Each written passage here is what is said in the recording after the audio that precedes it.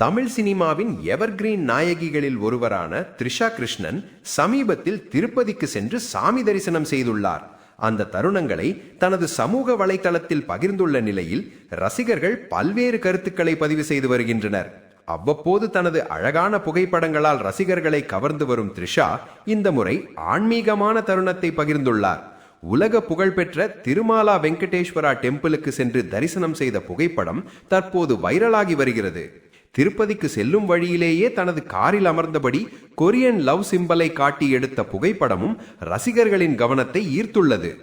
ஆன்மீகமும் ஸ்டைலும் ஒன்றாக கலந்த அந்த ஸ்டில் சமூக வலைத்தளங்களில் ட்ரெண்ட் ஆகி வருகிறது.